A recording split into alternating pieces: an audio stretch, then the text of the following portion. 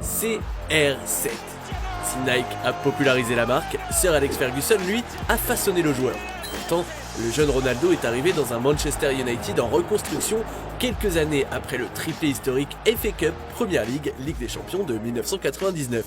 Et habituellement, les grandes victoires laissent place à des fins de cycle. Manchester United aurait pu s'effondrer, mais c'était sans compter sur Ruud van Nistelrooy, Rio Ferdinand ou encore Wayne Rooney. La nouvelle génération des Red Devils, symbolisée par la relation Ronaldo-Ferguson. Retour à l'époque où l'Écossais et le Portugais ont enflammé le monde du ballon rond. Abonne-toi à Megafoot, le meilleur du foot en vidéo.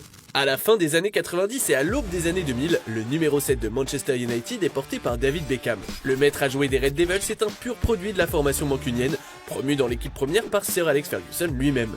Mais au fil des trophées, leur relation a pris du plomb dans l'aile. En février 2003, après une défaite en FA Cup face à Arsenal, Ferguson shoot dans une pile de vêtements. Le problème, c'est qu'une chaussure atterrit violemment dans la face de David Beckham. À partir de là, le divorce entre l'Écossais et l'Anglais est acté. Beckham s'engage avec le Real Madrid au mercato estival contre un peu plus de 35 millions d'euros. Fergie doit alors trouver un remplaçant aussi talentueux que le Spice Boy. Justement, le 6 août 2003, le Sporting Portugal rencontre Manchester United pour un match d'exhibition. La victoire des Portugais a été reléguée au rang d'anecdote à cause de la prestation d'un jeune joueur de 18 ans. Son nom, Cristiano Ronaldo. Vitesse, technique, potentiel, le natif de Funchal a tapé dans l'œil de Sir Alex Ferguson qui tente d'achever son recrutement dès la mi-temps. Nombreux sont les cadors européens qui ont envoyé des recruteurs observer le prodige portugais lors de cette rencontre. Finalement, Cristiano Ronaldo choisit de poursuivre sa progression à Manchester. Un choix d'avenir, mais surtout un choix du cœur. Pour comprendre la progression de CR7 en terre britannique, il faut avoir deux éléments à l'esprit. D'abord, la Premier League est probablement le championnat le plus compétitif d'Europe à cette époque. Lors de la saison 2003-2004, Arsenal réussit l'exploit des Invincibles. L'année suivante, Liverpool remporte la Ligue des Champions et Chelsea remporte 2 fois d'affilée le championnat anglais sous les ordres de José Mourinho, fraîchement arrivé en provenance de Porto. Pour aiguiser le potentiel du crack lusitanien, la Premier League semble ainsi être le terrain de jeu idéal. Mais si Cristiano a choisi United plutôt qu'Arsenal à l'été 2003, alors qu'il avait visité les installations des Gunners quelques semaines avant de signer, c'est grâce à Ferguson. Le Portugais a besoin d'affection et de confiance pour progresser. Et en matière de progrès, Ferguson en connaît un rayon. Ryan Giggs, Paul Scholes et David Beckham ne vous diront pas le contraire. En revanche, sur le plan affectif, c'est pas gagné. Sa volonté d'éliminer constamment son vis-à-vis, de provoquer, de dribbler, a tendance à énerver ses adversaires et même ses coéquipiers. You were tolerating him in a way because I'd been used to having a person who played in front as a right back, and David Beckham had a great relationship. I knew where he was going to be. He tucked in when the ball was on the other side. He'd make sure he'd double up. Cristiano Ronaldo did none of those things. He never complied with the defensive structure of the team. So actually you were tolerating him from a defensive point of view, and then in an attacking point of view he was erratic. Dans un vestiaire composé d'individualités fortes comme Roy Keane, ce comportement lui a valu quelques tacles à l'entraînement, mais pas seulement. Par exemple, Ruud van Nistelrooy détestait tout simplement jouer avec le Portugais.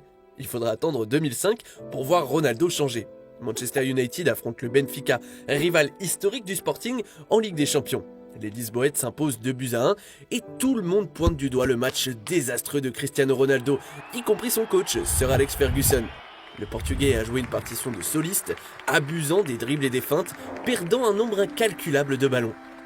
C'en est trop pour l'Écossais qui balancera Ronaldo dans les vestiaires, tu ne deviendras jamais un grand joueur.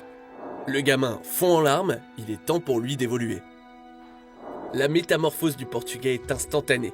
Lors de la saison 2006-2007, Ronaldo inscrit 17 buts et 16 passes décisives en 34 matchs de Premier League. La même année, Manchester United reprend le titre de champion d'Angleterre qui lui échappait depuis 5 longues années, la plus longue disette de l'ère Ferguson.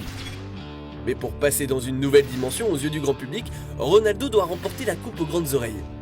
Après avoir été éliminé en demi-finale par l'AC Milan, futur vainqueur de la Ligue des Champions, l'exercice 2007-2008 lui offre une nouvelle chance de grimper sur le toit de l'Europe.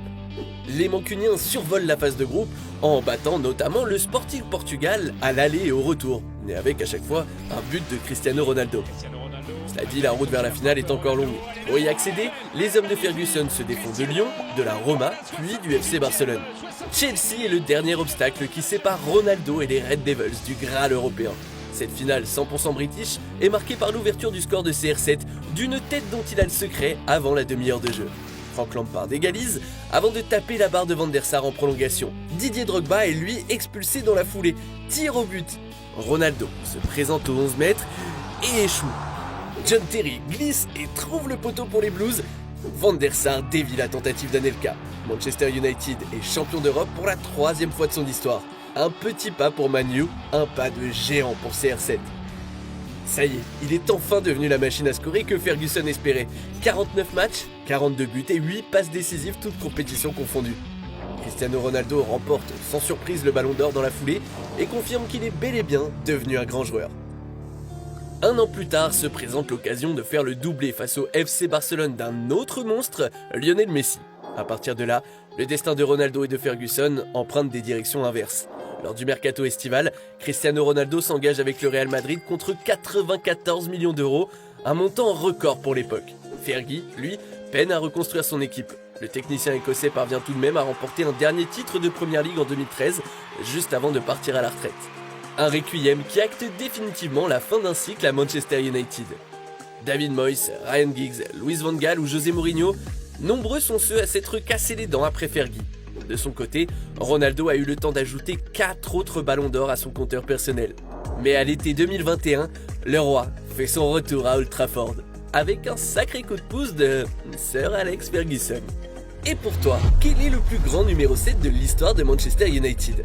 Merci d'avoir regardé notre vidéo. Si tu as kiffé, n'hésite pas à parler de notre chaîne autour de toi, d'aimer, de partager. Ça nous aide énormément pour continuer de créer encore plus de contenu sur l'actu foot. Quant à moi, je te dis à très vite pour une nouvelle vidéo. Ciao!